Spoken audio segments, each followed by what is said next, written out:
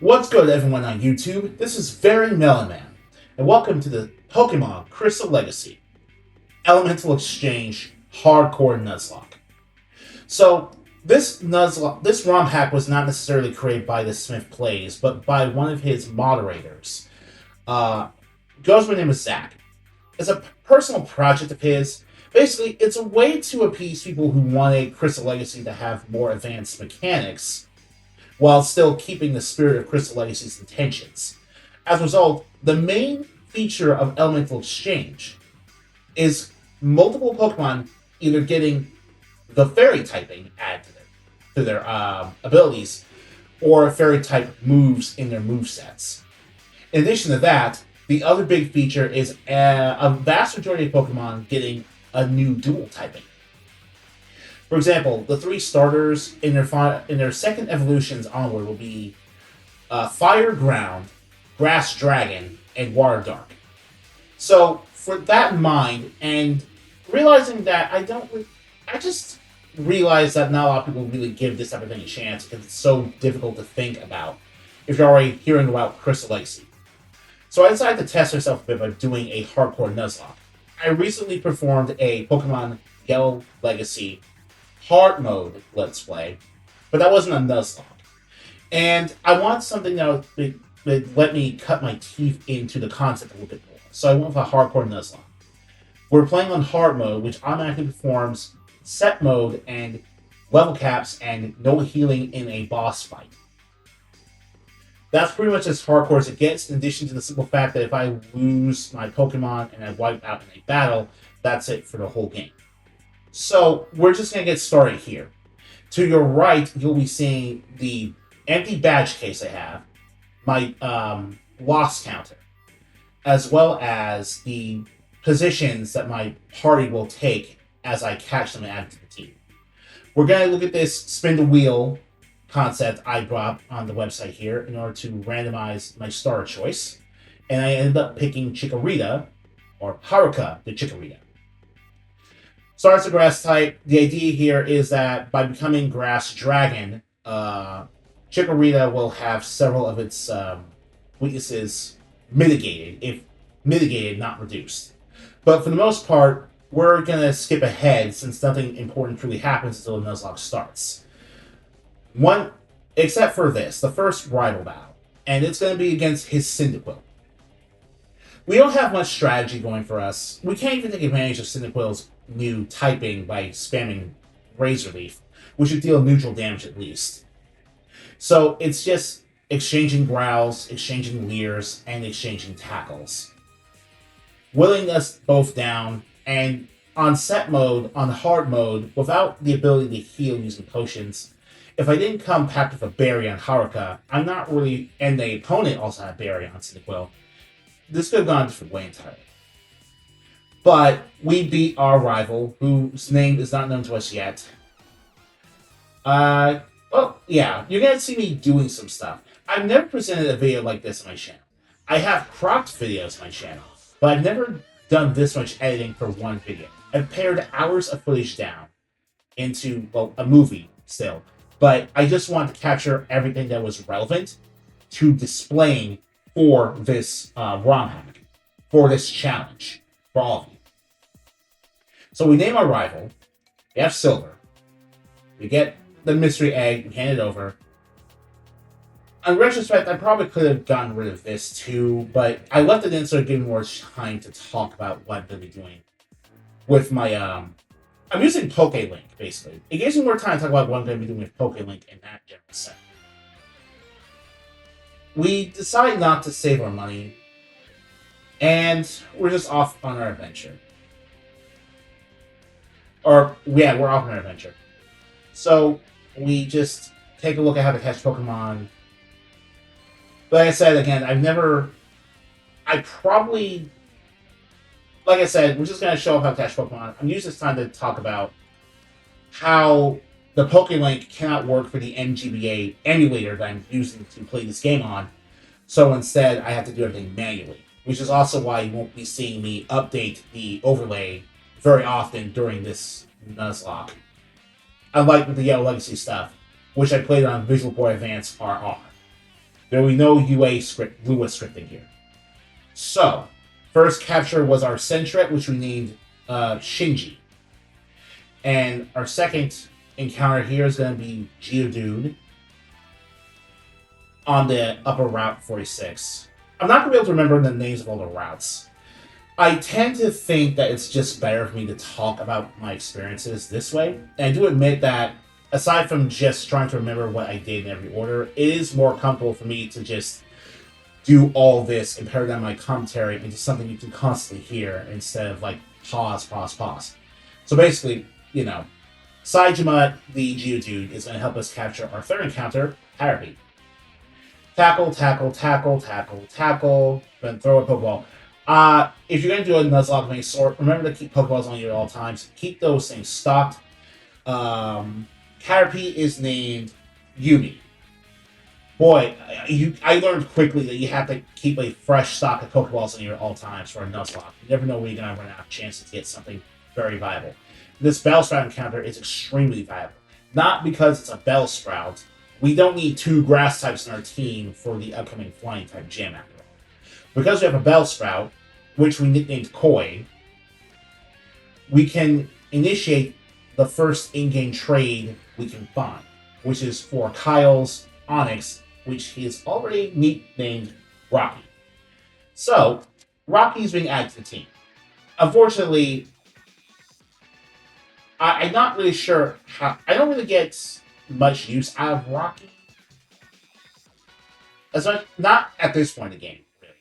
Because there's some stuff going on with Falcon that I didn't really do too much with. Sorry for the little spoiler there. But, like I said, I'm just trying to make sure you guys get all the relevant info possible. We do go up here and get the Rattata encounter, though. Nicknamed him Doc. And everyone's at level 10 now. We did Sprout Tower, obviously, but Sprout Tower doesn't have a major boss. So, sorry, the Sage to Sprout Tower is not a major boss. I don't count that. So, Doc's Quick Attack and Stab Quick Attack is just very devastating at this point, since we got level the Pidgey.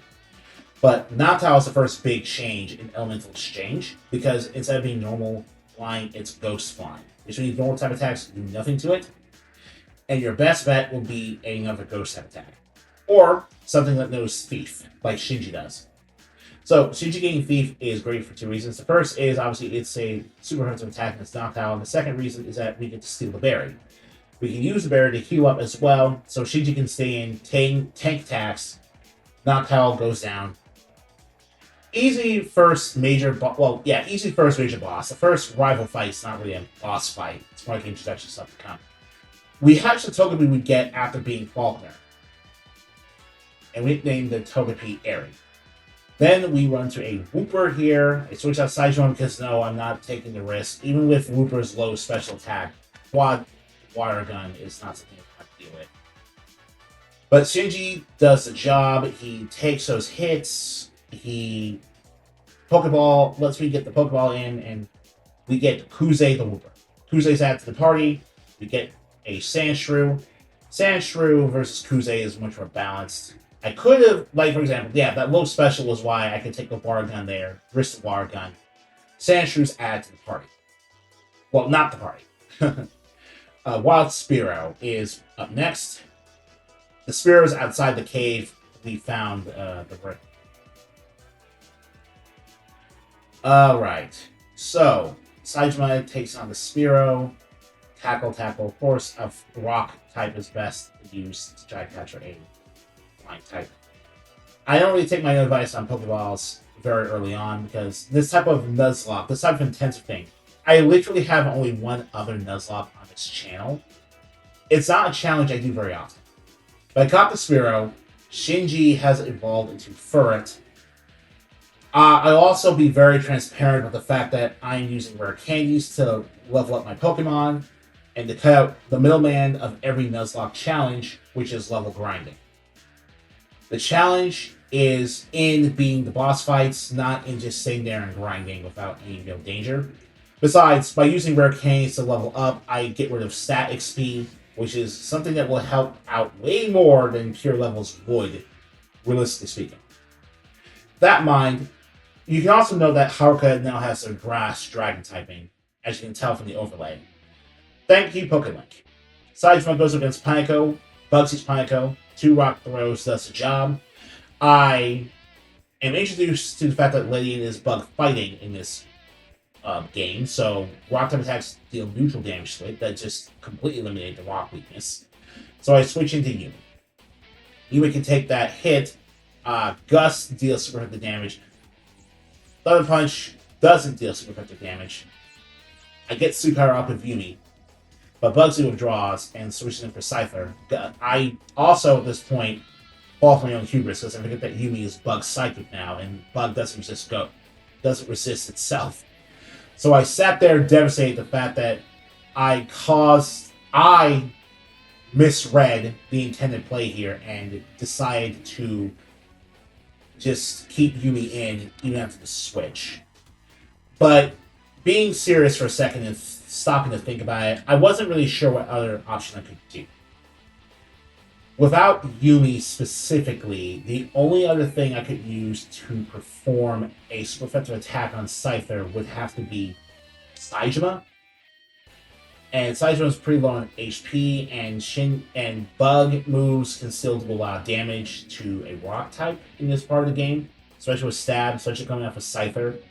So, and there's also a risk about speed. So looking back at this, I think someone would have to take the hit anyway, because, yeah, Butterfree staying out is pretty much the only reason I could put Saijima in. Well, there's also Shinji, I guess, but like I said, I don't do Nuzlockes very much. So this type of strategizing mid-fight is something that I still have to get used to. And I do get used to it more as I play. But we do get the second gym badge for all our trouble. Silver sends out Zubat in his second rival battle, and I think I just try to trust Saijima can deal with being confused, but Bite flinching as well as terms of confusion, and my own hubris at the belief that Saijima could pull through cost me a really good Pokemon really early in the game. I'm not sure I could have done it to save Butterfree, but I definitely could have saved Saijima if I had just swapped out to something else.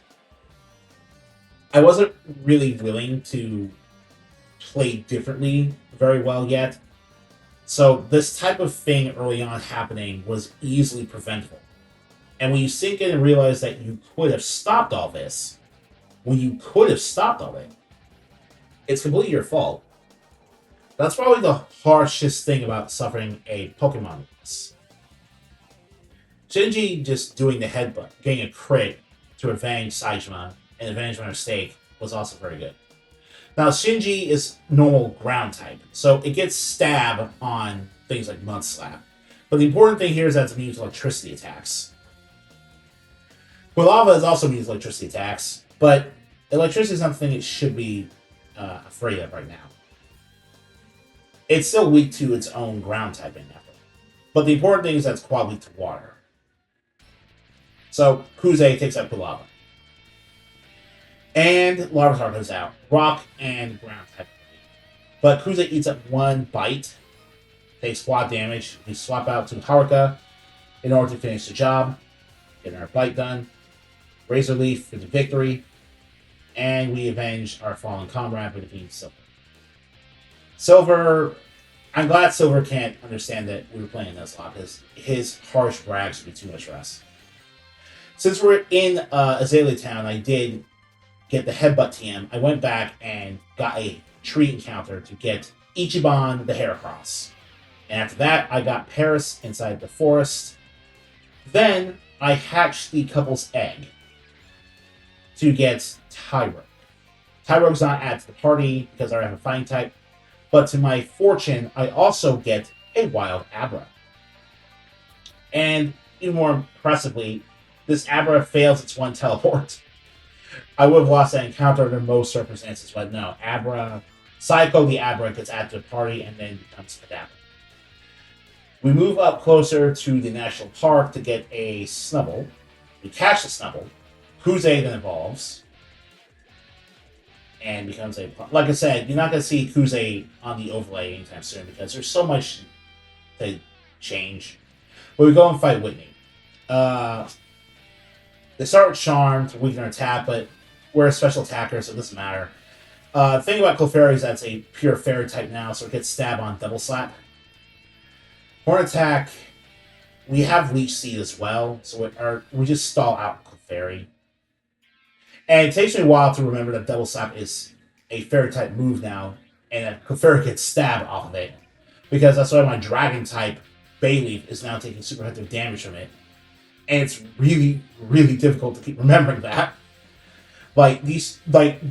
Just the nature of the changes can catch you off guard and make you waste chances and turns like this. So Kuze does the job by bubble beaming Clefairy. Hariyasa comes in now, and we have Kuze taking a headbutt, getting confused, maximum power magnitude to take out Hariyasa, that's right. Final choice is Miltank, but we have magnitude. And I think we got swaggered, right? Yeah, we got swaggered. So that's why Kuze had breaking out confusion like that was super great for Kuze. But, Whitney's gonna Whitney, so it takes us a while to get our gym badge. Very interesting bit of characterization. I think it's like unfortunately the hits kind of hit a roadblock. Despite a relatively easygoing two losses, Sudowoodo, I have nothing but regret for Sudowoodo.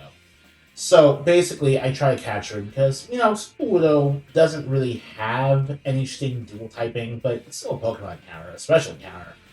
And with special encounters, we can ignore the typical rules, which means that since they're gifts, we can catch them irregardless of whether or not we caught something else in this route. Unfortunately, Flail puts Ichiban to hairy territory. So I set out Haruka because I think Grass can take Sudowoodo's stab, whatever.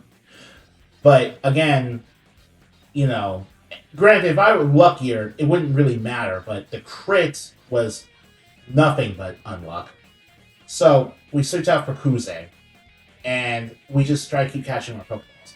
And really, I could have gone for Kuze first. Kuze was a safer switch in. I just didn't take Cut seriously. So to cheer myself up, I evolve our Togepi Airy into a Togetic. Togetic is flying fairy in this game. And that fairy typing gets this Togepi very far. Very far indeed. But now you're probably curious about why I'm showing off Psychic Greg here, of all people. There's a reason for that, unfortunately. Since this is like the Stantler got turned into a partial ghost type in addition to its normal typing. So it's got a very powerful typing if you stop and think about it. Unfortunately, we don't have anything else I can safely use to take it in, so I go for Kuze at first, and that saves Ichiban from a Nightmare attack. Magnitude 7 eventually, doesn't get the job done because Kuze goes down. And I just sat there amazed that another crit was the reason for Kuze's loss. Years I've spent watching other people play Nuzlocke, seeing the frustration in their face if they use a face cam, and watching them deal with losing monsters to critical hits.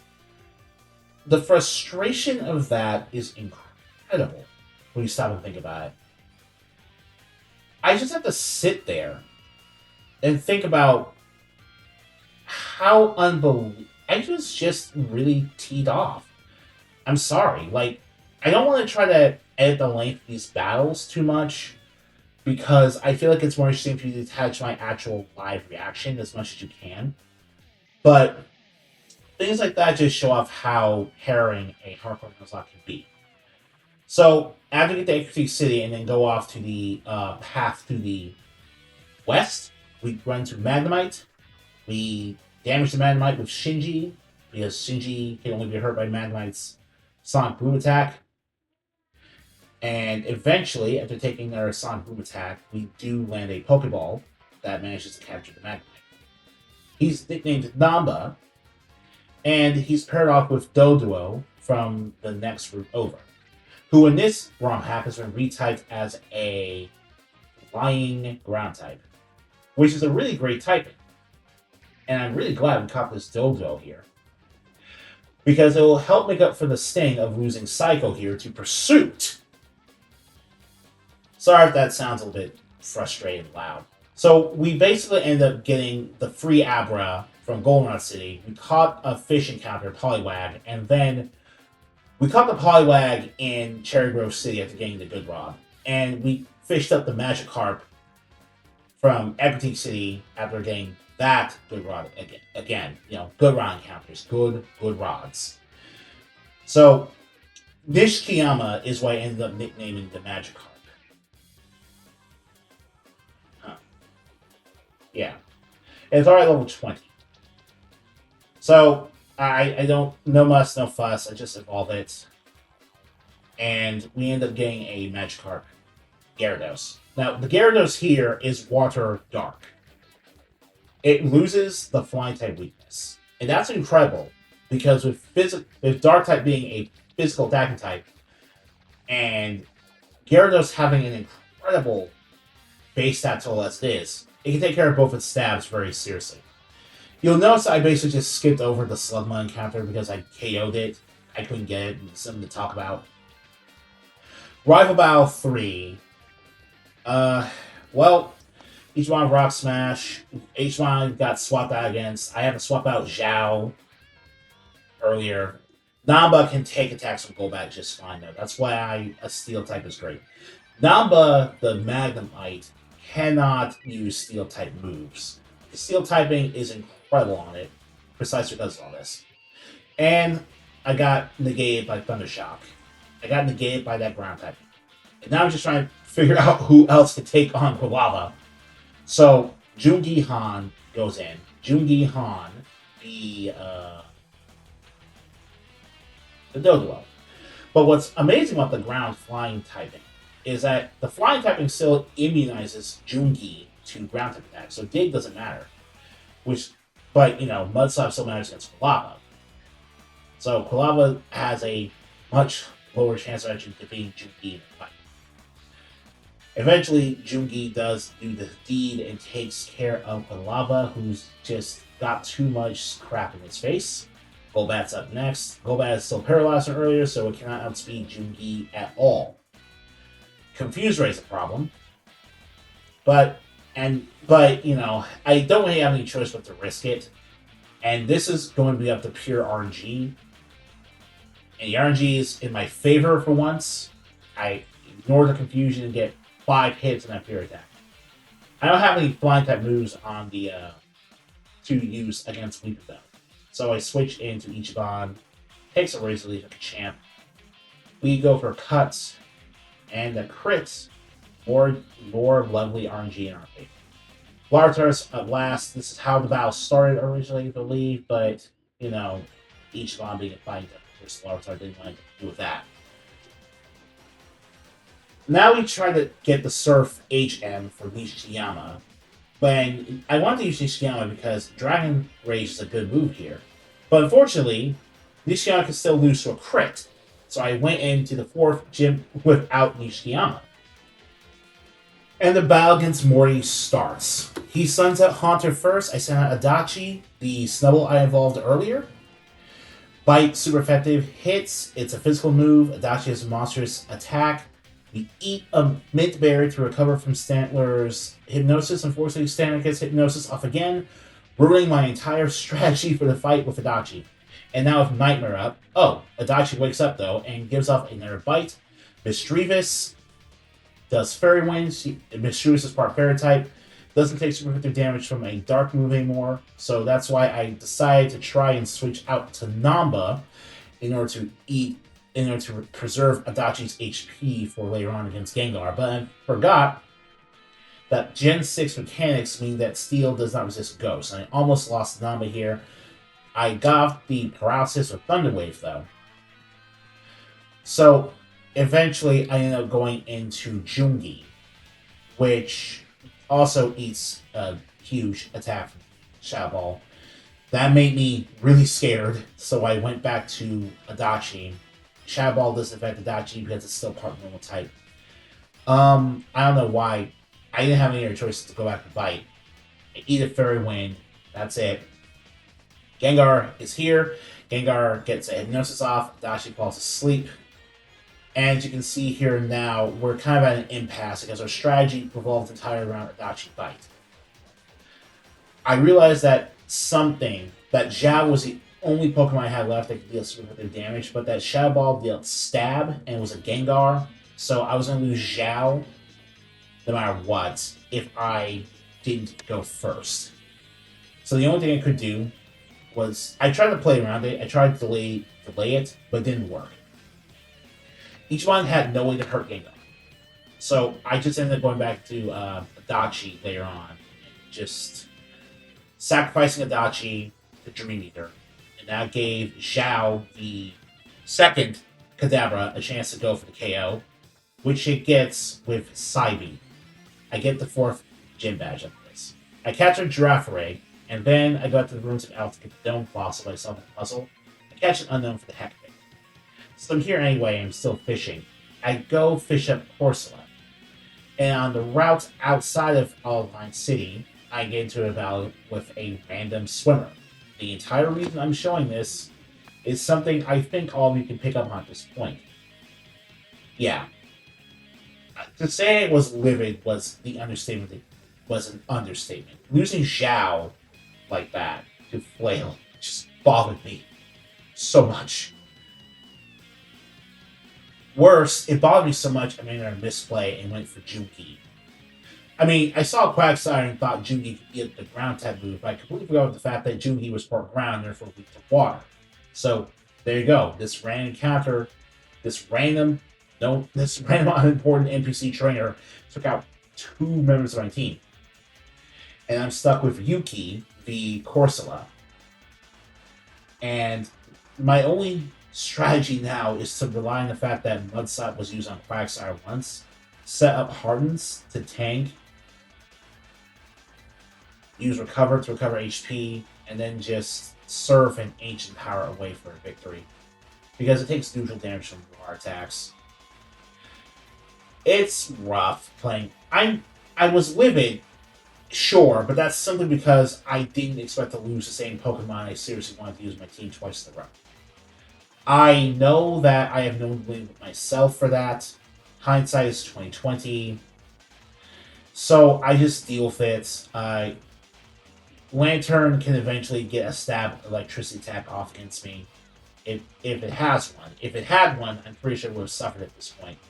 So I assume it just doesn't. The AI is genuinely better, for the most part, in picking which moves to use in Crystal Legacy. So Ancient Power eventually gets the win. Seaking comes out, we take care of Seaking. We take care of Seaking with Extreme Prejudice. Haley, Namba evolves into Magneton. And at this point, I get really serious about the fact that I should be evolving only Pokemon. So I capture Venonat, I evolve one of my captured Zubats, Laoguai, into a Crobat, and I take Yoneda and make him a Hitmonlee. Everyone in the party is now at the cap of level 31, I believe, because we only have 4 gym badges. So we're taking on your Chuck. Akame, the Girafarig, is second type, so we lead with Akame.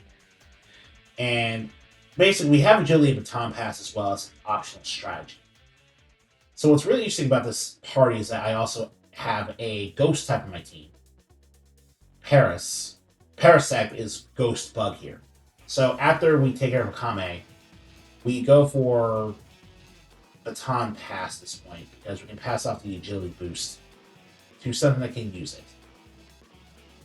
And I do end up picking Ishitani to receive the Agility Pass, thinking about it. Because the Ghost typing nullifies fighting attacks, and another thing, well, there's Feint Attack, which I didn't take into account, but I have Spore to be put to go to sleep, and I have Mega Drain to get my HP back. So basically, what I need to do now is Mega Drain, get my HP back. Because the last thing I was going to do is lose another Pokemon to Super Budo in this Let's Play. And Mega Drain does the job. Ishitani survives. She does it well. Primeape comes out. Primeape, I'm not super worried by because I have Spore. But I also have Stab Cut. Or rather, I would have Stab Cut, but the problem here is that Flying types resist Bug. And Bug is still super effective against. Bug. Well, actually, I'm not really sure. I'm starting to think about this. Is it something Grass Ghost or Bug Ghost? Because Ice Punch shouldn't be super effective if it's just Grass Ghost. But I guess it is Grass Ghost. That will also explain why it can deal a bit more damage with Mega Drain. And more damage with Mega Drain we go. Because we put Poliwrath to sleep. Put Poliwrath to sleep, and we keep sucking up that health. Poliwrath, well, yeah. Cut. It's Spark Flying type, so that answers that question for me. It resists the entire move. And one more Mega Drain does the job. The combination of Akame and Ishitani does the thing. It's pretty good. And we warp on over to fighting Jazzman, everyone else at the new level cap of 36. So, we send in Namba to go against Skarmory. Swagger does a lot to mess us up. Steelix switches in, so we weren't going to be doing anything with Magneton, with Namba at that point. But Steelix is going to be dealt with probably by Water-type, so I go for Yuki. Super effective Earthquake. It's not to scare you, really, but my only option here was a fighting type. So, well, my only option was Ishitani. And since I think I figured at this point that Grass Ghost was what Ishitani's type was, I realized I could get the Earthquake because it would resist the ground type move. Shocking myself, Yuki survived that crunch there. Ishitani, I put it to Steelix to sleep. I genuinely don't know why I didn't do that earlier. I guess I was trying to do something else. But I set up a single growth and go for Mega Drain. I'm not sure why I didn't set for more, looking back. It wasn't going to make too much of a difference. I probably should have kept doing that. And that's super effective hit because, crunch is coverage. But I'm faster, so I can just put it back to Spore. It's kind of hard watching this, looking back at it and providing. Just looking back, and I feel like I keep seeing mistake when you think about it.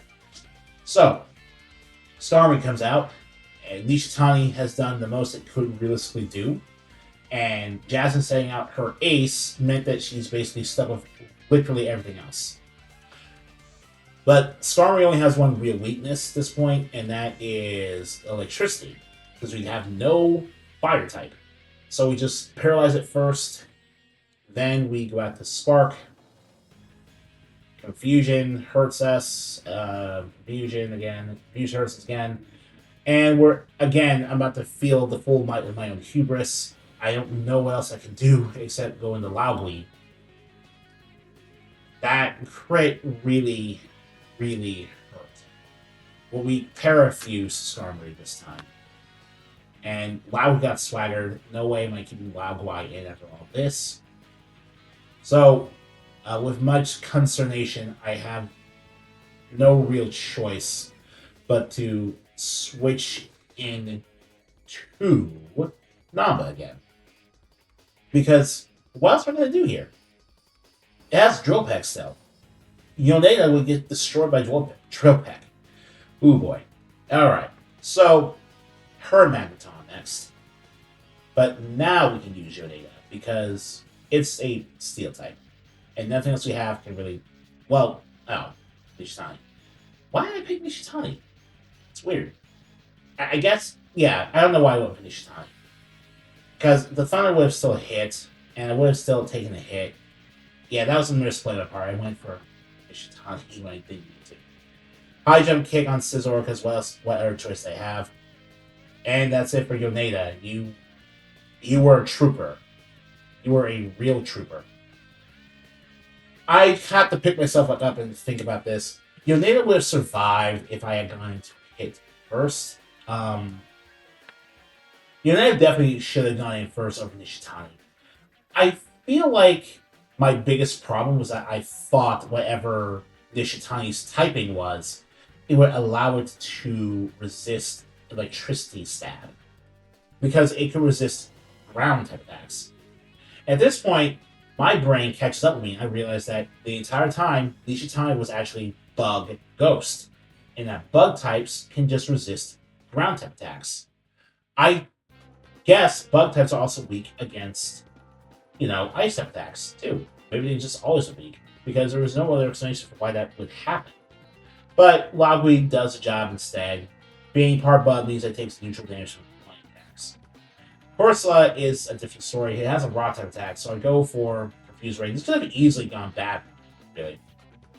I start with Sludge Bomb, not very effective. Ancient Power. Oh, look at that. It went bad for me. So, really, everyone is so beat up and exhausted at this point. Kami was my only choice for another teammate to take the fight. Critical hit.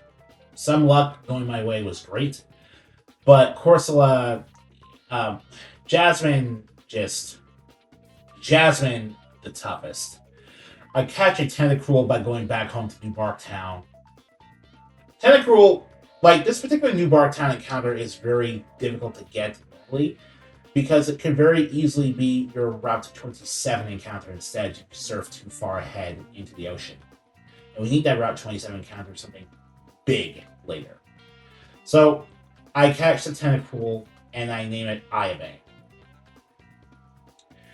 Afterwards, we go on a massive detour here in order to eventually get two new encounters that are both centered around Element City? Element City. Oh, that's right. Get more Great Balls here. Like I said, I'm just catching up my own advice. I don't want to be in a position where I don't have the ability to capture the encounters I want to capture right here in Violet City. It's at night as well. So, just to tell you what's going to happen, I'm going to try to capture a Ghastly and a Larvitar. We're going for the Larvitar first. We have enough generic encounters that can be found in the caves, like Geodude and Zubat, that all we really need to do is keep waiting until we eventually find Larvitar. Larvitar has a very low encounter rate here. And I'm not going to lie, I was tempted to instead give up on Larvitar and go and look for a Geodude instead. Very, very tempted. I want to keep this part in unedited for the most part because I think it's more interesting to talk about right here. Encounter manipulation is something you pick up as a skill very quickly when you play a Nuzlocke of a game that's relatively unchanged and encounter table logic, like Crystal Legacy. There's some additions, of course, but for the most part, it's something so drastic that you can't really take advantage of the way encounters work. Larvitar on any Nuzlocke can be captured very easily as long as you're willing to wait a while and go get a Zubat and a Geodude in other places. And it's very easy to find them in other places. So we caught the Larvitar here, and we're going to name the Larvitar Chitose. Because of the hard mode level caps, we cannot actually use a Tyranitar until post-game because the level caps for the level caps don't exceed 55 until after you unlock the ability to fight Lance directly. And Lance is literally the final fight in the game before you unlock the post-game. So for the most part, you're effectively not getting a Tyranitar until you beat Lance. That's done to preserve the fact that Tyranitar is one of your rival's key Pokemon in this game, and to keep it special for as long as possible so that you don't have the ability to take away from how special it is as early as you can. I don't have a problem with that. It's perfectly fine. Rattata is another generic example.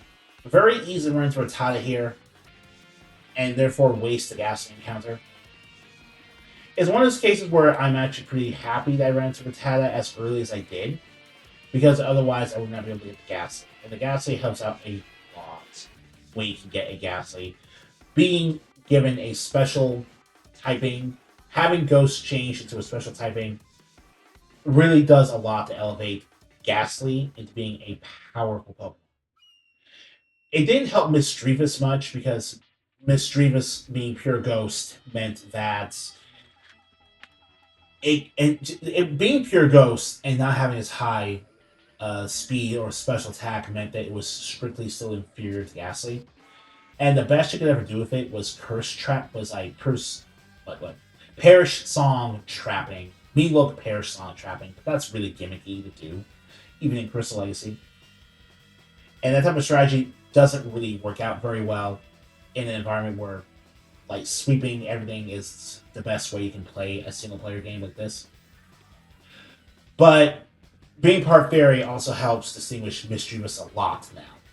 But that's Mischievous. We capture Ghastly, name him Tomizawa. We then get another good encounter over there. But more important than all that, we get this off of Magnemite, the Metal Coat. The reason that's important is because we're going to add Rocky back to the party. And evolve Rocky into a Steelix. Because otherwise, we'd have to complete the Rocket Tower takeover in Goldenrod in order to unlock the ability to buy a Melcoat and get a Steelix. Steelix's Steel Ground typing is great defensively, as well as Steelix's base stats being great for eating up physical attacks. That's why I was so eager to get a Steelix at this point in the game. We're going against an Ice-type Gym Leader, so having something that can deal super effective hits against Price's Pokemon was worth taking the chance that Steelix might get hurt really badly by stab water type attacks. We also captured the rare shiny Gyarados and name him Okada Izo in honor of the original Gyarados' nickname, Nishiyama. We unfortunately run into Rocket Eto, our unofficial second rival, in the middle of the Rocket headquarters inside Mahogany Town. And while Rocky does a really good job against the Jinx here, you already know the drill. If I'm showing off a battle against someone that's not necessarily meant to be a major boss, then that means someone's leaving the team for good. So after debating on what to do, who to send in, who to feed to this poly world, I ended up choosing Yuki. And Yuki base attack, I wanted to use Miracle because it got cocky. Miracle was a really interesting move for me to try out. But instead, I just went for Agent Power. Then I get hit by Hypnosis. Double Slap does that much damage to me. Yuki falls asleep.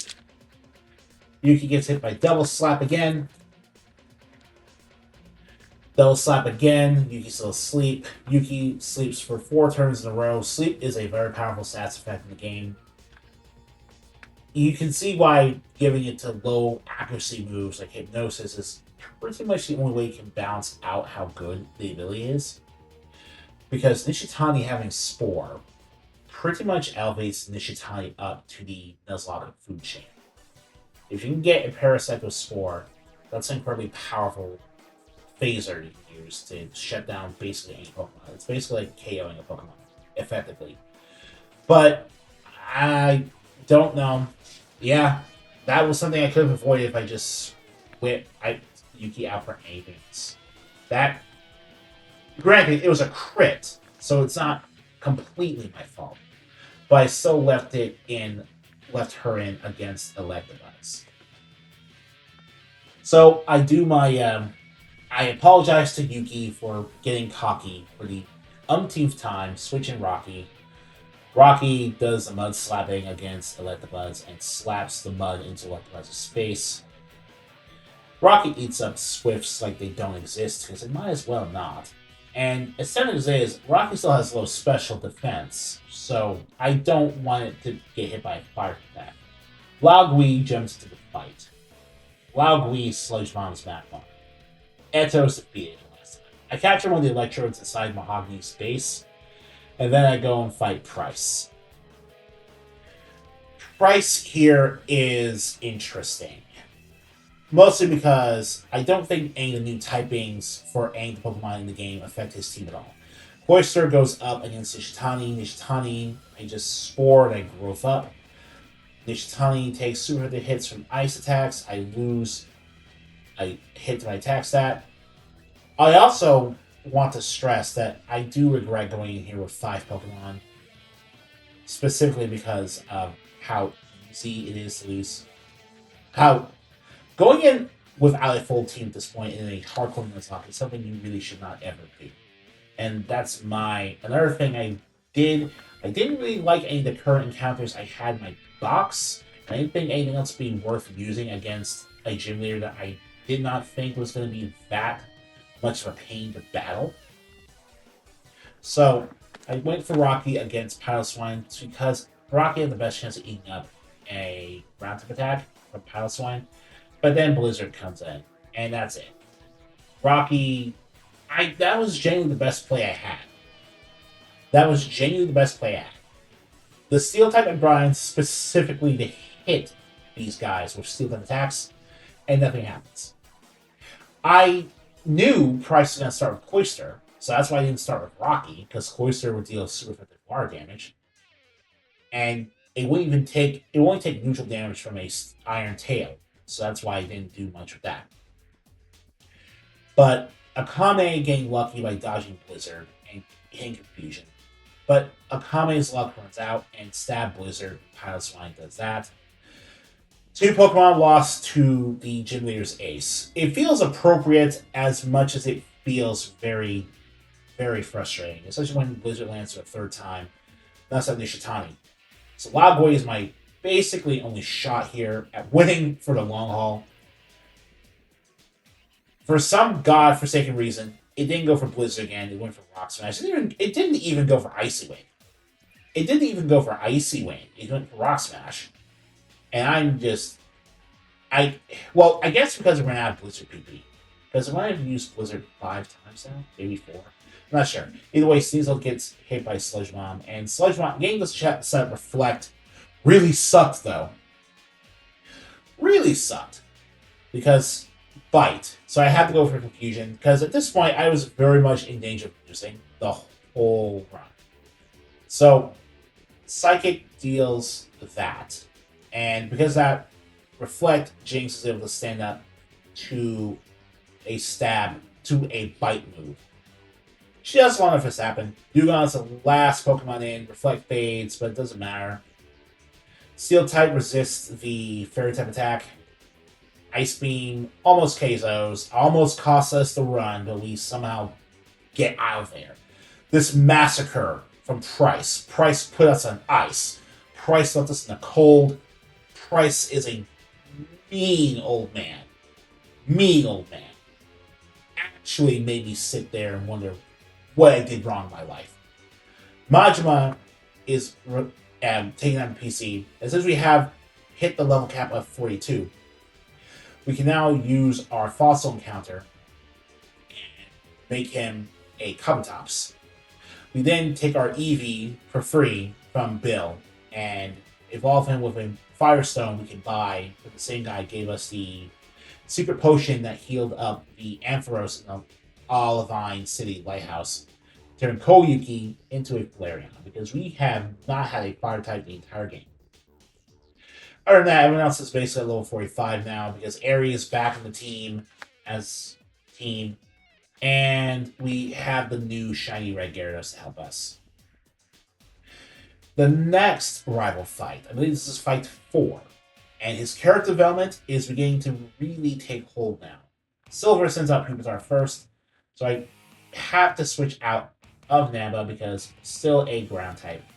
Okada Izo, Gyarados is so good, man. Just being Water Dark is so great. No quad electricity weakness. That alone is incredible. Like, of course, it's not probably weak to grass type attacks, but does that really matter in the grand scheme of things? You can't sit there and tell me that being weak to grass is truly a big deal when you could sneeze on it with Thunder Shock and take out Gyarados. Growth, I don't know why. Yeah, I had so many options against Victory Bell. It took me a while to figure out I should just use Koyuki, because I have a fire type, and it's Flareon. Crystal Lazy switched its attack and special attacking stats, so it has base 130 attack, 30 special attack. So Flamethrower stab hits super hard. Octazooka against Tomizawa. We can use Tomizawa as well now. Big upgrade to our team in terms of overall power level when you stop and think about it. Because, I mean, this team is pretty stacked at this point in the game now. And this is a team I felt really happy about being able to make. 16 losses. 16. Most of the Dream Eater takes out Golbat because Dream Eater does super effective hit. We need Dream Eater because it's a psychic type move, really, and it pairs very well with Hypnosis. I need other ways to have Tomizawa deal damage. Okai Izo just surfs away Typhlosion to end the fight, though. Not much to say there.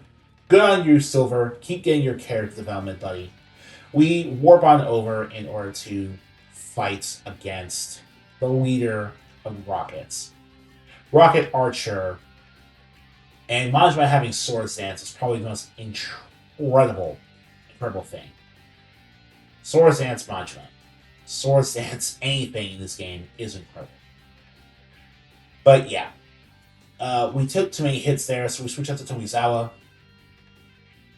Smog does nothing to us, even with a crit. He draws Archer for Gyarados, which still gets put to sleep. But since it's a Dark type, it's weak to bug moves. So I switch back in, Majima, Swords Dance up. I kept Leech Life because I wanted the healing. And since Swords Dance was there, Leech Life's low base attack power didn't really matter to me. So I go for Ancient Power. Again, sweeps everything. Tauros kind of gave me some hesitation. Wasn't really sure sticking in was worth it because it was part Fighting type now. But then that happened, I realized it didn't matter. Nothing Tauros could do would matter to Majima. Slowbro's here. Again, Leech Life, Stab, and it's effective against Slowbro after a Swords Dance. We just heal up to full. 1 point away, and we could have lost Majima there too, which gave me just, God, put the fear in me, man. But at this point, we just Ancient Power against Houndoom. Archer's defeated. Then we can see one of the more interesting additions to Legacy as a whole, which is this Giovanni cutscene, giving some last-minute character development to the Hero leader, the temporary leader in charge of the Rocket Empire. Do you see a future for Team Rocket with the way you keep acting like a complete moron?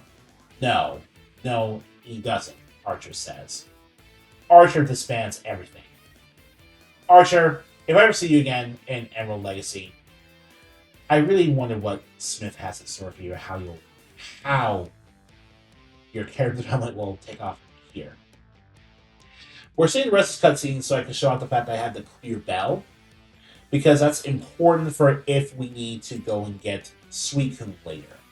I'm pretty happy with my current Bard type though, so all I do now is catch Swamp in the Ice Path and immediately proceed to find Claire. Claire is not that big of a deal because Area being part Fairy means I can resist basically everything the Dragon type does. I also have Charm to reduce Gyarados' attack power and force it to use its weaker special attack. Waterfall is interesting because Waterfall acts like Headbutt. So it's trying to get me to flinch. But I resist the flinch chances. And Drain Kiss allows Area to tank attacks to get back up. But it's still part Flying type, so I don't want to get hit by Ice Beam, which is why Namba gets brought in. Namba resisting electricity is something I will always do. Surf, on the other hand, is something you cannot resist. And that crits are also something you cannot resist. But at this point, I was prepared for the fact that I could get do someone through the crits, so I send Majima in to use Ancient Power. Ampharos comes in. I Swords Dance up here. Thunder Wave. But I can prepare for that and I have Miracle Berry to negate the Thunder Wave. And then I get an Ancient Power boost on top of all that. And I would love to how much damage I was doing with Majima. Unfortunately, I had other plans and I had to stop my sweep prematurely in order to go for Tomizawa. The reason it was important is because I needed to switch into Tomizawa, get off of Hypnosis, and then pull off a Thief. Heist the Sentry in order to steal leftovers. The only reason that worked is because I took enough damage in order to get rid of my Goldberry and free up my Tomizawa's held items in order to steal the leftovers. If that went badly, that would have been very, very bad. But it was the only Pokemon I had that could use Thief and take a special attack from Kingler. Dragon Breath is used again. Shadow Ball takes out Dragonair. But before we can claim our Rising Badge, we actually have to deal with Claire, forcing us to take this secret test to test our character. We pass the Flying Colors. We end up getting a gift Dratini out of it. And we go off to the Elite Four. We end up getting 2 starters on the way to the Elite Four. The first of which is, of course, another Chikorita. And the second of which is a Charmander. Amasawa, Charizard. Beganium and Charizard joining our party. Charizard releasing Flareon. We're basically all set. And the final leg of our rivals, the second to last leg of our rivals, Silver's development, is upon us. Because you can see here, Tyranitar has done the unthinkable and used happiness to evolve at 50 instead of its proper level of 55. And this is referencing something that happens in the game, which is that the last dragon at level 50 instead of 55. But that's not so important. What is important is Majima setting up Swords Dance, taking a Fang attack, setting another Swords Dance, taking another Fang attack, and ultimately deciding to win Eagle. Yeah, we got rid of Fuse Life. It's all pure damage. It's not important. When the artillery, explosion, it's not even a big deal. We did use sleep on it because I thought it would have like leftovers, but it turns out it has nothing. So it's not a big deal though, because we can just do that.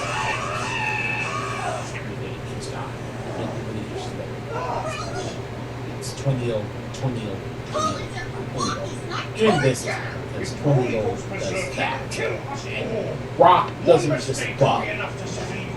Rock slide, face slide, Majo's a monster, man. You really are the mad dog. You really are the mad dog. But now we're on the Elite Four. Proper. First off is Elite Four Will, the second man. Starts with Girafarig, Extended Majima, and Swords Dance is what we're going to be using pretty soon. I just felt like rearranging my party. Oh no, that's right.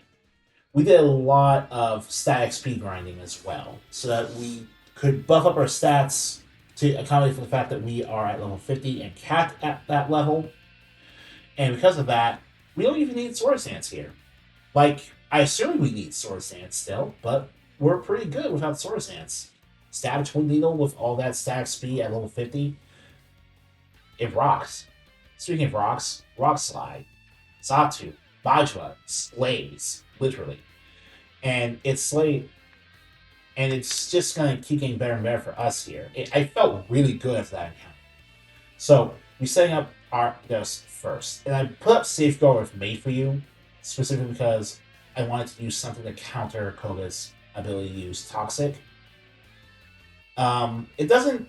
It's a good... I felt it was a good idea since I didn't have any way to protect my entire party from stats ailments. Unfortunately, because of Aridos wasting our turns to double team, Safeguard runs out really quick. So, I don't have any choice but to accept being given the Toxic Sass. Because at this point, I gave Amasawa Earthquake because it was able to use Earthquake the best out of the entire lineup. And there's the Toxic. There's the Miracle Berry. But that happens instead. I feel like my literal input was red at that point because there's no other reason to switch out Quillfish unless you knew I was going to go for Earthquake. But either way, 2 flamethrowers, suspect the double team takes out Crobat. Quillfish comes back. It tries to use Protect, but it's not going to help out very much. Quillfish having the ability to naturally learn everything it needs to do in order to be a toxic staller is interesting. That's the best you can do with it, but it is interesting all the same. I didn't feel super comfortable leaving Amasawa in against Muck, but either way, it ends up working in my favor because I can use Thief to take another copy of Leftovers from Muck. And you can see there, Leftovers actually working the way it should be. We eat Fire Blast if there's no tomorrow because we take neutral damage from it. Your typing of Rock and Bug, Rock Slide after a Sword Stance is enough to KO Muck. And Venomoth comes out, cover more Leftovers. We do our Rock Slide because it's a Bug type that takes damage against Rock types. Do you understand how awesome this is? We're just going and going and going, man. So, with that in mind, we deal with Hitmonchan first from Bruno against Airy. Having a Fairy type helps tremendously here, precisely because of the ability to take super hard hits. I wasn't even worried about Dizzy Punch's Confusion status, because we're a special attacker, baby. And because of Drain Kiss, again, I kept Drain Kiss because of the same reason I kept Leech Life for so long with Majima. And Airy can just soak up hits, soak them up, because Airy also has Leftovers now. Gave Airy the second pair of Leftovers we took. Steelix comes in. Steelix could mollywop Airy with its stab steel type attacks, so we send in Okada. Okada takes neutral, very little damage from steel because, water type. Hitmonlee comes in. Okada Izo uses Surf. We switch back into Airy at this point because High Jump Kick does that to us, and we heal that much off. But yeah, they go for Body Slam. That scared me a bit. I'm wondering if it would have been safer to just... Oh, and then... No, I was justified because they went with Reversal for some reason instead of Body Slam. I guess AI thought Reversal would deal more damage because we were lower on HP. But ultimately, it didn't. It worked out for my favor. We send Okada Izo back out in order to Surf. Unfortunately, again, the AI knew what we were going to do and knew that his beloved Pokemon would not survive. So, next move, the next strategy was to send out Machamp.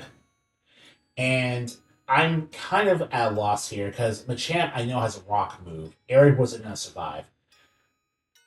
Tomizawa was not going to survive Rock Slide either, being completely honest. Mayfree was my only shot here. And yeah, I gave Mayfree my other Leftovers. But we have Giga Drain as well. So Leftovers Giga Drain allows it to heal up attacks, and providing we don't get hit by a critical hit, we were going to be good. This was the moneymaker, and if that was a crit, that was basically not getting hit by a critical attack was the only way anyone was going to survive through that fight. So the last Pokemon, Heracross, was going to be fought against by Amasawa. Mega Horn does not very much damage. Wing Attack does quad damage, even without stab. So Amasawa doing the thing. Steelix could hurt us with ground type attacks. But for the third and last time, I sent out my giant snake against his giant snake. And it turns out that he just doesn't measure up to Okada. Alright, Earthquake hits one more. I almost lose Izo, but it's worth it. That was a crit as well, of all things. Bruno takes the hit. Now, against Karen over here, we take on her team of Dark types. Majima is going to have to be the star of the show. We go with Swords Dance. We go for another Swords Dance. And basically, the hope here is that we just knock out Umbreon, because Umbreon is the big problem. Double Team really can ruin your day. Stop deciding if Thief or Rock Slide is something I could actually get away with. That was the biggest obstacle. I went with Stab Rock Slide. 2 Swords Dances, no way it was going to survive that. Vileplume, I go off and pull off a Thief. Leech Seed is something it used against me, but it's not a big deal. It's Leech Seed. I just go for Twin Needle. I level up once. I decided not to use rare candies against Elite Four to reach the new level cap after each successive Elite Four. It didn't seem fair. So instead, I Twin Needled to my way to victory. And last but not least, Champion Lance of Johto. So, after all this time, we have a really solid plan to deal with your opponents in this game, and that is set Majuma's Sword Stance, tank whatever hit they get, and then just stab move to victory. Gyarados goes down without any effort whatsoever. Sword Stance just putting in so much work. Majima just sweeps everything. Going to level 52, I am riding on cloud 9. Rock Slide can easily take care of Aerodactyl, so I click the button. Unfortunately, I get flinched, and I still take super effective damage from Rock Slide. So that's the end of my Gravy Train. Majima going down really broke my spirit, because it's been... When you're on this much of a winning streak, yeah, that's gonna suck when we get crashed down to Earth like that. So I use Okada Izo and surf my way to victory in order to avenge Majima. The rain helps a lot as well to boost the damage that otherwise would have been much more or less than a 2 KO. I go for Ice Beam thinking it'll be enough to KO. Unfortunately, Izo was not able to do it. And unfortunately for me, I didn't predict goddamn Extreme Speed being on Lance's Dragonite's moveset. So I get chip damaged, which means I have to send an Airy. Fortune smiles me again because that Thunder would be enough to wipe out Airy and cause us a lot more pain with having to deal with 2 Dragonites. Now, I didn't really have any good options here. Airy needed to be sacrificed precisely because my only safe switching was Tomizawa. Because I didn't want to risk Amasawa because I knew I need Amasawa against one of the leather Dragonites at this point. So I had to risk it on Hypnosis landing and then Zapdos staying asleep long enough to be Shadow Balled into Oblivion. Finally, again, I missed Hypnosis. Hypnosis luck failing me. Safeguard setup, so status ailments aren't going to work on Lance's Dragonite. I go for 1 Shadow Ball. Outrage is not enough. Basically, my only choice here was sacrifice Tomizawa and then beat him with Mayfu or Amasawa, or sacrifice Mayfuyu in order to allow one of my other Pokemon to get the job done by using its other moves. If Mayfu was just a little bit stronger on the special side, that would have been a KO, but I would never been able to predict that I would need to worry about something like that. So Amasawa comes in, gets the Outrage, and I defeat Lance and become the champion of Johto at the cost of losing 4 Pokemon on my team, bringing my total loss count to 21. This is the last time you're going to be seeing the death counter get an update directly, because it took breaks between playing, but you can still see the lost Pokemon on the overlay cycling around everyone else. I try to capture a Murkrow here with Tomizawa, because just to have another encounter on my team, I thought would be worthwhile to have. As you can see here, I replenished the team with new encounters. I caught Suicune off camera earlier. I had the Master Ball. I didn't really think that was worth showing off as a capture, but I did want to show off that I wasn't able to get the Murkrow. Next up on the list was Goldeen and Electabuzz. But another more important thing was getting that Snorlax. And I did get the Snorlax. Moving on from all that, though, and getting everything else we need to do in order to explore the Kanto region in full, we go up against the first of the 8 Kanto gym leaders, good old Surge. Mirai is swapped in first against Electrode, and Stab Earthquake does Electrode in. Stab Earthquake definitely does in Magneton because it takes 4 times damage. Lantern, I wasn't very sure about, I admit, because with Rain Dance set up, Stab Water moves would be very dangerous to put on Mirai. Mirai Park. So my new strategy was to switch into Kashitara. And eating that water tap was better than nothing, especially since I could use Mirror Coat this time. Getting a KO for Mirror Coat would have been very funny, but I couldn't do that. But since it was still raining, I could use Thunder. Deal neutral damage to take the win, and the rain stopped. But since Ampharos is Electric Dragon, I could switch in and hit Ampharos with Blizzard, and that Pile Swine luck is on my side now. Blizzard does the 1-hit KO. Earthquake against Electabuzz after eating that Fire Punch. Very handy, very nice. Raichu. I wasn't sure about Raichu having Surf or not. That was the entire reason I wasn't sure if the better option would be to keep Mirai in, because I never set one Amnesia. But I risk it. Raichu sets up Rain Dance instead, which I suspect meant it did have Surf and the Thunder attack as well. We take care of Surge, and we immediately hop on over to deal with Erica. Not much I thought the team had to change, and frankly, not much about Erica is worth talking about. Amasawa, Flamethrowers, Jump Bluff. Then Suwu gets sent out, and ultimately we just decide to deal with it and go for Earthquake. Rock Slide only does twice the damage it really would, so we can eat the Earthquake. Well, we can eat the Rock Slide, I'd say. Executor. I'm really glad I kept Amasawa specifically. We needed to use Cut to get the Erica, so I topped the Amasawa. 4 times damage to Executor doesn't mean you'll always do a KO, but it effectively does anyway with 2 hits. Flamethrower against Venusaur. And you can see why Leftovers is a great value item, because we're just healing up all that damage again. Velocity is part Fairy, so if this Flamethrower didn't KO, I would have been in serious trouble. But it did. And Victory Bell takes another Flamethrower, takes another L. That's it for the entire Erica gem. Get out of my face, Erica. Give me that Rainbow Badge. Huh. Alright, after dealing with Misty's dating side quests and dealing with, rescuing the Magic Train part of this gym, we get to fight against Misty. Golduck comes up first. We set Light Screen Kachitaro so we can eat up that Surf damage. Kachitaro has Leftovers. We set Rain Dance.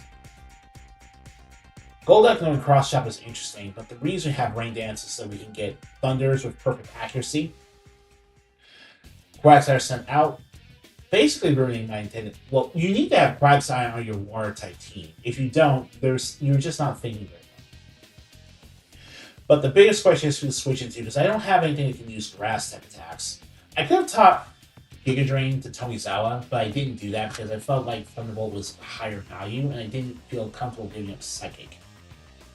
I just taught Tomizawa how to use Psychic, so I decided to stick with it, and just eventually... Who ended up picking here? Oh, Tomizawa anyway. Interesting. Amnesia, Hypnosis, Amnesia, Hypnosis. Light Screen is down, and, well, I use Shadow Ball anyway. I forget about the 2 Hypnosises, specifically, so I decided to try to do something else entirely. It was going to need to go down to a physical attack, so that meant it was going to have to fight either Mirai or Chitose at the very least. Simply because Stab Earthquake is still a threat to Amasawa, and I wasn't going to send out Amasawa. It was tempting to, but bringing in Amasawa was not really a good option. So ultimately, I think I settled on Mirai because I had Amnesia of my own to set up. And Quagsire was still asleep, thankfully, so I 1 Amnesia, and then 2 Amnesias, and then 3 Amnesia. So we're pretty much good. We just go with Earthquake first. Deal with Quagsire that way. Quagsire is still asleep. Really, Hypnosis Sleep Luck has gotten us through way more than we deserve to get through when you stop and think about it. Next is Earthquake against Politoed again. Hypnosis. recover leftover. Oh, Polito leftovers. Body slam. We decided to stick in with Mirai because it was a matter of waking up early, not taking damage too much body slam. But at this point, I realized I wasn't going to wake up from sleep, so I went back to Kashitaro, took another body slam, got paralyzed. I just tried to go for Thunder at this point because what else was I going to do? Thunder didn't work, and because of that, I had to switch into someone else now. So Tomizawa came in. If I had gone for Body Slam, it would have been very funny. Like, instead, we go for Thunderbolt against Politoed. Because Politoed's part normal typing, by the way. In this Elemental Exchange Romhack. It was given the normal typing alongside the water typing to be more distinct from Poliwrath. And the Ghost type immunity is okay, I guess. But it's just kind of funny to think about. Kingdra has Sleep Talk. That means it's a rest using Kingdra. Very interesting Kingdra build, Misty. Very cool. Thunderbolt against Lapras, and that's pretty much it. Lapras points just sets up Reflect because it can't do anything else, and Misty basically goes down after this one Shadow Ball. Because it's a Shadow Ball against a Starmie from a Gengar. We got the Cascade Badge. Afterwards, we are off against Janine, the apprentice of Koga. Janine starts with Weezing. We, of course, start with Mirai, because Stab, Earthquake from a Piloswine. Critical hitting, too. I appreciate this crits. Venomoth is up next. Part of me wondered if Venomoth could take super effective damage from Ice, but I decided not to bother that and send out Amasawa. Amasawa could take an Earthquake from a Nidoqueen. It wasn't really a big deal. But just to be extra safe, I was going to put in Kiryu. And that Earthquake doesn't deal as much damage as you think it would from Nidoqueen. But it does have Reflect. So I set up dual screens, Light Screen and Reflect. Just to support the team. It's a very, I misclicked there and went for a Reflect again because of how fast the game was. I was doing some other stuff. I was multitasking, and I had other stuff to do, so I misclicked. But the misclick didn't matter too much. Saying Amasawa, the screens are still technically up. The thing about dual screens is that even when on the turn the screen goes down, it can still help your Pokemon survive a hit. So, we send a Mirai against Muck again. Minimize doesn't do too much to make it miss Earthquake. I just realized that it might make more sense to put Earthquake at the top. Reduce inputs. Earthquake against Tentacruel was the best option I had, so I just stayed in. Mirai gets confused. Mirai Earthquakes. Mirai takes out Tentacruel for a critical hit. Mirai, the luck gods smiled on me today, because after that I got hit with, I used Icy Wind, slowed down the Crobat, and the Crobats, well, gets hurt by poison again. The Sludge Bomb thing, and Luck Gods wasn't smiling on Mirai at that point, but they definitely decided to smile on Mirai here. I defeat Crobat, I beat Janine with the Soul Badge. Afterwards, we head over to Sabrina. Sabrina, the not-so-teenage witch. Yeah, that's my pop culture reference for today. We transitioned over to the fight with Chitose, crunching down on Mr. Mime for 1-hit KO, even without super effective hits. Jinx doesn't fare any better. Takes a hit from Crunch. Stab works in our favor. Crunch destroys Slowbro. Crits destroys Slowbro. And Wobbuffet definitely... Wobbuffet I was not in the mood to even remotely mess around with. Wobbuffet could get a KO easy. And if I was not able to take out Wobbuffet without Crunch, I would have lost my Tyranitar. So with Tomizawa, my only move here is to get around Wobbuffet's ability to click and delete one of my Pokemon by using Hypnosis, but Safeguard protects Wobbuffet from status ailments. So the rest of the fight at this point is basically just me versus Wobbuffet. Wobbuffet matters a lot more in a Nuzlocke. It is very devastating in Nuzlocke. So, I'm basically just spamming Hypnosis because I don't have any other choice but to waste turns until Safeguard gets exhausted. As Counter and Mirror Coat, I can't do anything else. Oh, Counter Mirror Coat and Destiny Bomb, right. And even if I get the KO, Destiny Bomb can do so much to mess. This thing exists entirely to mess up your strategy and your sweep. But we put the sleep. It survives on 1 HP. It has leftovers. And that would have gotten us a counter if we couldn't get the win. But we got it. Hypno takes 2 crunches because it's Heart Dark type. And Fire Game Burn also reduces Chitose's physical attack stat by half. Last up is Alakazam with no real way to hurt Alakazam. With no real way to hurt a Tyranitar. That was last. So we take the Marsh Badge from Sabrina and move on to Brock of all people. Yes, it's a very interesting switch up. Going from, one of the hardest gym leaders in the original game to the literal first gym leader in the original game and all that. And Brock's not much to talk about either. We surf Golem and Quad weak against water. Of course, he's Quad weak against water. Omastar is a bit different, but we set dual screens at this point. We almost get hit by Toxic, but... Well, I didn't set up dual screens necessarily. It only really matters if I don't set up... Well, I set up dual screens eventually, but I do it by having... the Focus Band. The Focus Band, man, it's just so unbelievable when that type of thing can even work.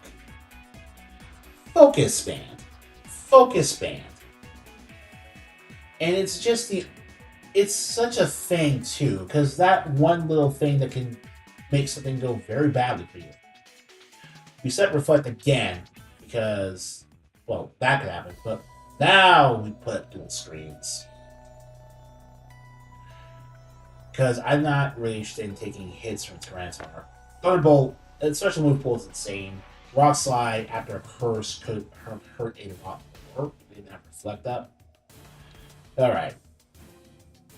And Aerodactyls are next Pokemon, but we can just take that hit thanks to having Reflect Up and Kiryu being bulky as crap.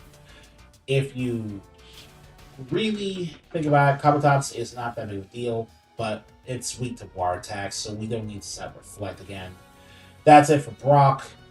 Steelix is nothing. I'm not even going to bother saying anything else. What did you expect to happen? It's a Steelix against a water type. Brock is defeated. He congratulates us on our extremely easy victory, and we get the Bullet Badge. We capture a Hoot Hoot on the way to Powder Town, so we can surf down to Cinnabar Island and then get to the lane. That Burn Heal Burn is legendary. Not so legendary as Rapidash, as Kiryu goes first and we surf Rapidash into nothing. Put that fire. Magmar goes next. Surf. Surf our way to victory. We're just surfing our way over, baby. Houndoom is next. Surf again. What else am I going to say? You can't possibly, there's nothing else Blaine can do. Blaine doesn't have any fire types that can take a surf. Like, he never even uses a Charizard. He doesn't use a Charizard. He doesn't. He doesn't have one fire type that can take a surf. Charizard could. And for that, Blaine pays the ultimate price of being a very easy sweep. We get the Volcano Badge for our trouble. Lack of trouble, anyway. The very last gym leader game. Very last gym leader game is Leader Blue.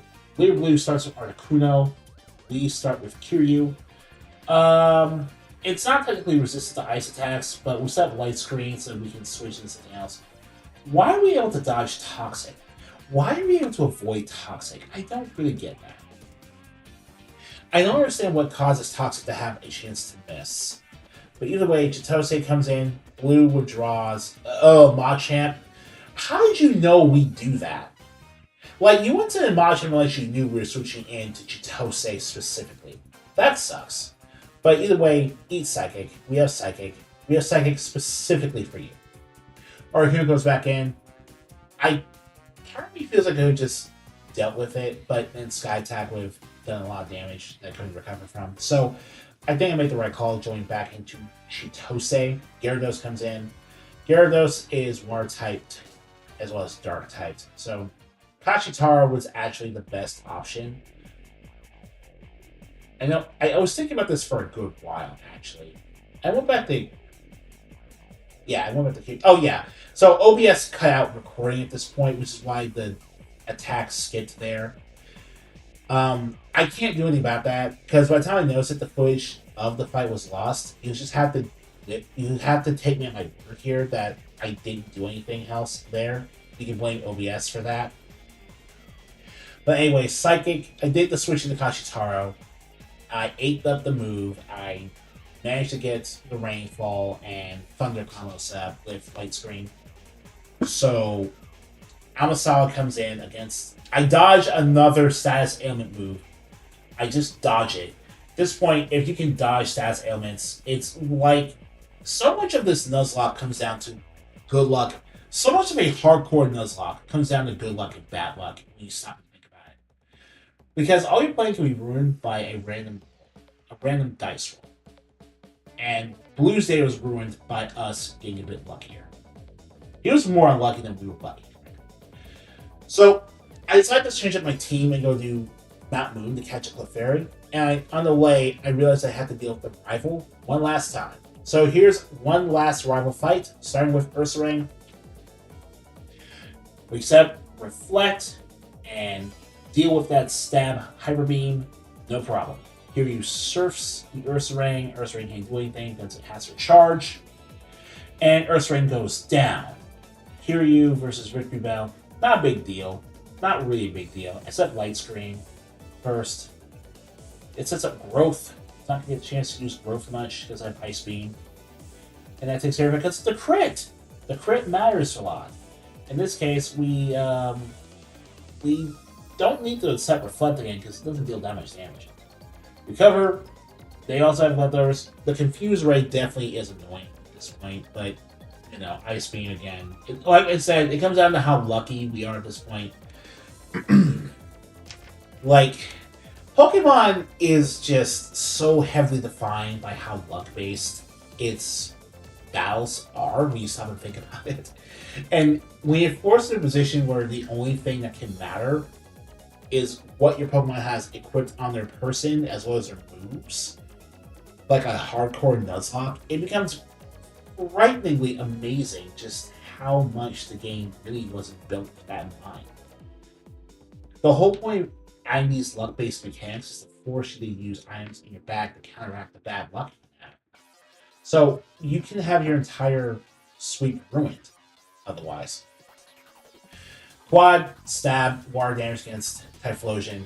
Get that out of my face. Light Screen fades. We go for Surf because I believe Octillery... Oh, I don't know. For some reason I thought Octillery is part fire type. I don't know. I wasn't really paying too much attention to the elemental exchange document. I just knew some Pokemon had interesting new typings and some didn't. But I felt like Octillery had its typing changed. Kashitaro goes in on the safe switch. It eats a Hyper Beam thanks to Reflect. Light Screen fails, and this time getting her Thunder off. Tyranitar's last. Good old Tyranitar. And, well, at this point, anything can get the job done. Kiryu, like I said, anything can get the job done. Kiryu goes back in, Earthquake, eats up an Earthquake, eats up a Rock Slide, it's not a big deal, and Surf to victory. Surf your way to victory. Surf your way to victory. Yeah, Silver, your character development was great to see. Become the greatest Pokemon trainer ever. Then I catch a Clefairy and evolve it into a Moonstone. Saori is a pure Fairy type. And because of that, Saori is all trained up and ready to go for the Elite Four. We're pretty much ready to take on the Elite Four again, so we start with Mr. Mime, and everything gets crunched. Meditate. Why Mr. Mime would meditate really boggles the mind. I can't even imagine that. But it's alright. Slowbro takes Crunch, survives a Crunch, goes for Curse. I'm guessing it doesn't have any water type attacks. Really? I think Amnesia Curse, right? Alright, Slowking can't survive a Crunch. It doesn't have as much physical bulk. So, Xatu takes a... Ooh. That... Not that big of a deal, the Giga Drain. But Xatu takes a Rock Slide, no problem. And now we do another Rock Slide, but Reflect is what Ninetales will set up in order to protect itself. Confuse Ray makes things very obnoxious, but, you know, again, we have the good luck to deal with it. Chitose's one last crunch against Espeon.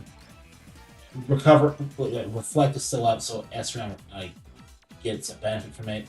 But we do a critical hit, Earthquake, to finish off Will again. So, Koga sends out Quillfish. Amasawa. We go with Earthquake again. Go with Earthquake. Quillfish protects itself. Koga withdraws. Gligar does stuff. I think it's a good thing to have flying poison types, specifically because it can lead to some really interesting counters. I switched out Ice Beam with Blizzard because of the higher accuracy, and so does enough damage with Stab against, you know, the things it needs to do that Blizzard damage against. We take a Toxic. I don't care. I don't care. It's eat an Earthquake. Muck is here. Again, just eat an Earthquake. Eat it. Ah, that's right. You survive it. That's nice. That's good for you. I'm really happy for you. Eat that Earthquake. Eat it and enjoy it. Parasect comes out. At this point, it's just really weird. It's Heart Ghost.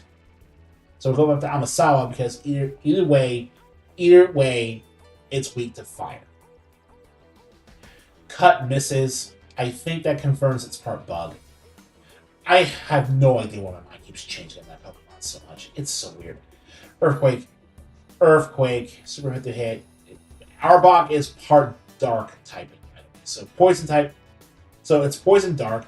So it's immune to psychic attacks, which is why it's a more interesting Pokemon to use, especially since it has Crunch. But as you can see there, we were able to deal with it fairly simply. It's not that big of a deal. Bruno, also fairly simple. Salary is up first, and you know, smart move. You knew I'd bring up Fairy typing, so you had Steelix come out first. Kiri uses Surf to take out Steelix, and Hitmonchan comes out. Because of that, Salary can come in. Salary has an awesome moveset, and that's why I was so excited to use her. Moonblast takes Hitmonchan to the cleaners. Her leftovers is so nice on a tanky Pokemon like a Clefairy as well. Tauros can't do too much. Strength does a lot of damage though. Well, it doesn't look like a lot of damage, but that's a lot of damage. That's like almost 80 points of damage. It's a lot. Heracross. Heracross was too risky, especially with Stab Mega Horn. So I said Amasawa, Mega Horn. Yeah, Mega Horn does a lot of damage. And Flamethrower. Flamethrower against Heracross. I did the Flamethrower just because I didn't think I need to waste a turn with Fly. I didn't think it would be a big deal. So, either way, because of that, Machamp comes in. And the only option here is really Kiryu, because Reflects deals with its physical offense a lot. I wasn't sure about a dual screen set for a legendary Pokemon, but it really has shown its value here. The support it can offer alone is incredible. And because of that, because of all that support, we were able to eat up Cross Chop after Cross Chop and just Ice Beam it. I felt like going with Ice Beam because it's not too big of a deal. Surf again. We're just going to keep surfing because it's not that big of a deal. Now it's a crit. But, you know, the Reflect faded away. It's not a big deal. We're just using our Ice Beam. Mock you when using Ice. Karen again. Okay. Yeah, Karen, I remember your words. I remember your words. Just fine. Umbreon goes up. Sorry. This one was definitely a battle for the ages because I didn't have a way to boost Sari's super effective damage. So Umbreon can do this and stall out Sari, and then Toxic. So then Houndoom comes out, and Moonblast does neutral damage to Houndoom. But, I mean, I wasn't going to keep Sari in against Houndoom, so you know the drill. We go in for Kiryu. It's not a big deal. Or would it? There are several options I had at disposal, but yes, I went for Kiryu. Ate up a Houndtail. Ate up an Iron Tail. Jesus, I've been talking. Umbreon comes in, and with that in mind, we had no choice to go back into Sari because Umbreon is a very tanky Pokemon. And we don't have anything to counter that bulk, like Toxic or whatever. So, with that being mind, we also ate up a Toxic, of course. And it used Feint Attack to deal some damage to us. Not a lot of damage, but enough that we could do this. We got the Feint, Gengar comes in. I almost thought about keeping Sari in to fight Gengar, but I didn't have any super effective attacks. And Chitose was right there. So Chitose takes on Gengar. Use Ray again. That move was getting kind of tiresome. You draw Gengar from Misdreavus. I'm confused. I hurt myself with Confusion. Use Leftovers. Use some more. Crunch. Moonblast does super effective damage. Oh my goodness. But it doesn't matter because Earthquake defeats you. And Persian also doesn't matter too much. Rock Slide is perfectly fine. I kept Fire Blast as coverage, but really, I wasn't really in a position where I would need to use Fire Blast too much because I could just swap out to Amasawa. But Fire Blast hits like a truck off of Chitose. Rock Slide. Oh, Murkrow would have been a really fun Pokemon to use, but not over Chitose. I don't like to double up on types on my teams. So Chitose would have ultimately taken the spot Murkrow would have. And Crunch takes care of Karen's Gengar. So now we are here. And basically the third to last major boss fight in the game against Lance. Lance's Gyarados is first against Kiryu. Kiryu sets Reflect. I went with Kiryu first to set up dual screens in case I felt like I needed dual screens. But since Kiryu wasn't going to really do too much, I set Sari out to eat Hyper Beam up with Reflect. Moonblast does the job. 2 KOing Gyarados. And having a Fairy type, again, a Fairy type against Lance's team was something I really valued. But I also had Ice Wind and Thunderbolt against Aerodactyl. And I paid the price for that because Aerodactyl got a crit. I wasn't prepared for Iron Tail. And I wasn't prepared for... There was no way for me to crit. The critical hits have probably done more to me. I made swiping mistakes, but a vast majority of my Pokemon deaths were done because of critical hits. And that's pretty much all I really could say about that. Kiryu goes in against Aerodactyl. We set up Light Screen because we know we're going to take a special hit eventually. I set up a Light Screen, take an Ice Beam to Aerodactyl, and now Dragon comes out. I still have my screen set up, so I'm perfectly safe and secure in using Thunder. But Paralysis, my Reflect faded away at Thunder, it went to sleep, and this is the part where it really just came down to whether or not I could deal with my Paralysis. Because Miracle Berry did this over and over again. And there is a real idea that maybe swiping into an actual Stab Ice type would have been better. But I felt secure in Kiryu's bulk because it was recovering HP at the very least. And I had another Light Screen freshly set up. So it really just seems like this is the best strategy to keep going with. And it keeps using Rest. So I really haven't even... Like, look at how much HP I've gotten back. It just felt like there wasn't really any good reason for me to swap out. And I felt justified here because I got the KO. I went for Surf against Charizard because... And then this happened. And then I got paralyzed. And because of the paralysis and Charizard having Body Slam, the crits, again, I'm not even sure if the crit or the Body Slam is what did that. I'm not sure if the Body Slam, the Belly Drum into the crit, genuinely, it really just made me wonder if, at the end of the day, the Belly Drum would have been enough. It sucks. It really sucks that I lost 2 Pokemon to crits. If I didn't get those crits, nothing about this strategy would have happened. And I know that people who have seen millions upon millions of Hardcore Nuzlockes are going to just kind of wonder, what did you expect? You chose this challenge. Yeah, I did choose this challenge. And honestly, I just want to do something to shake up my experience playing this game. So I'm not to blame myself for choosing to subject myself to this type of luck-based thing. But it doesn't feel good when you know that bad luck is the only reason your perfectly constructed plan was ruined. It doesn't.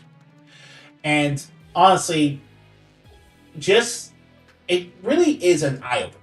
Right? Because I can't help but feel frustrated and know that something wasn't my fault. But then, again, the bad luck is supposed to be countered by having the ability to use items in your bag. And that is ultimately how I defeated Lance. I became champion again, this time the Kanto region. I caught 2 more Pokemon, one of whom was another Alakazam, and a third Alakazam that I decided to call Yagami. So we had the surprise fight against Blue. And I do mean a surprise fight. It's just a surprise that for the only time in hard mode of this game, you get the ability to choose to switch out your Pokemon before your opponent can send out another Pokemon after they have a KO Pokemon. So, Scizor comes out. I send out Amasawa for a flamethrower. And this is the only fight in hard mode that will do that. So we had the chance to switch in to deal with Blastoise, and I had to sit there for a good while. Because I'm not really sure I can remember properly if Blastoise being Water Steel means it has some level of resistance to electricity attacks or not. I know the Steel type protects it from Grass type moves, but I genuinely could not remember if the Steel type resisted electricity on any level. I really couldn't. So I decided to deal with the fact that Tozawa was there, and I had Hypnosis. Speed fell, and I kept going for Hypnosis. Tozawa, I didn't want to risk losing Tozawa to an Earthquake. So I had no choice but to think about who to send in as my partner again. Zero. There's nothing else I could do here. Nothing.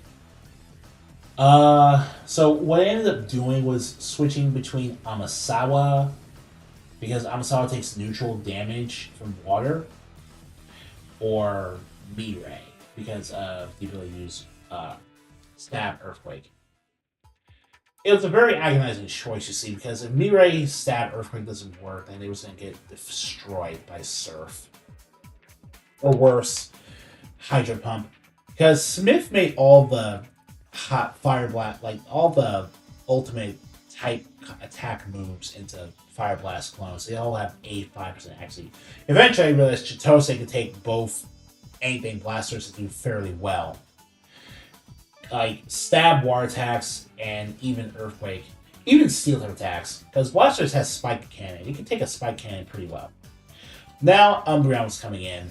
And without anything to deal with Umbreon's typing directly, I figured that Chitose might as well stay in because I didn't have anything else to deal with it properly.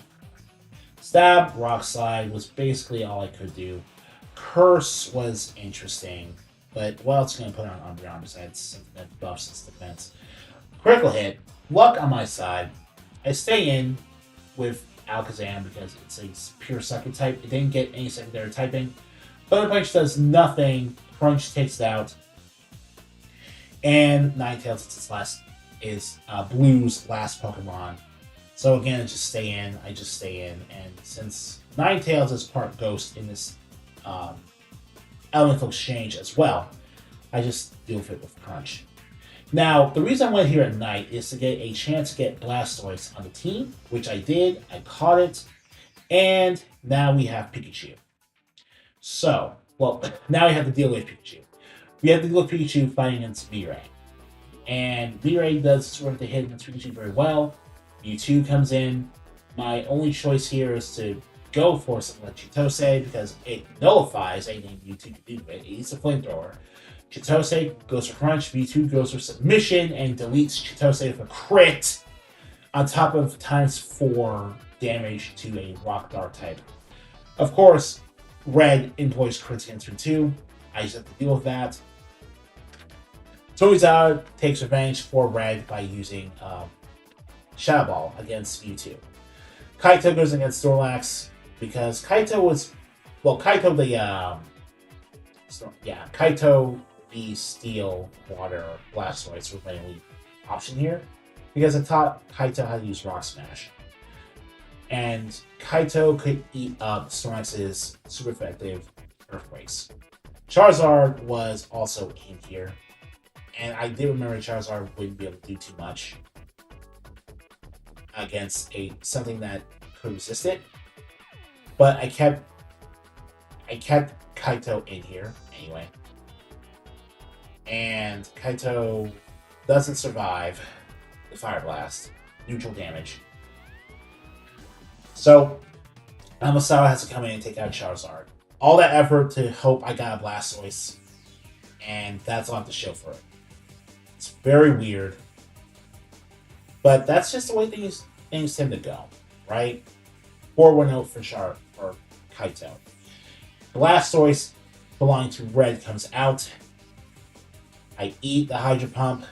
Earthquake smashes Blastoise after 2 hits. Quick Claw. That's why I outspent. In the first Quick Claw. But, Venusaur is the last thing out. I take out Venusaur with a critical hit to end the God-forsaken Romhack. And I'm only saying that because it really was a very long journey. I don't think it's God-forsaken in the sense that it's bad. It's not bad Romhack in the slightest. But it's very funny how frustrated I genuinely was at this point. I just Shadow Ball Mewtwo because I'm not here to capture it. I don't care. And we start the credits. So, what a wild ride. I have to say, the person who made this particular, zuperZach. Not superZach, zuperZach. He's the guy who made this modification to Crystal Legacy. Just a really fun twist on... It's a fun Romhack. It's a fun twist on an already fun Romhack. I deliberately made the experience harder for myself because I wanted to find another way to experience playing Crystal Legacy. And as a hardcore Nuzlocking experience, I do have to stress that, oh my god, I completely understand how people feel when they both play these types of challenges, when they engage these types of challenges, and more importantly, I understand the entertainment value of these types of challenges. They are just fun. They're just fun. I had a good time overall. Yeah, there's frustration. There are things I wish I could have done better. But ultimately, considering how many times I really did get blessed by the luck god, I'm not gonna take note. I'm just gonna enjoy this. I hope that you guys enjoyed watching this video as well. That's all I can take away from it. I hope you guys enjoyed watching this video. I hope you guys take a chance to play this version of Crystal Legacy yourself now. Just enjoy it. Enjoy it. Go out there. Enjoy it. Enjoy it and play on hard mode. Do whatever you feel like. all I can really say here is thank you guys for joining me, and I hope you guys just stay tuned because the channel will be going back to my regular programming in the future.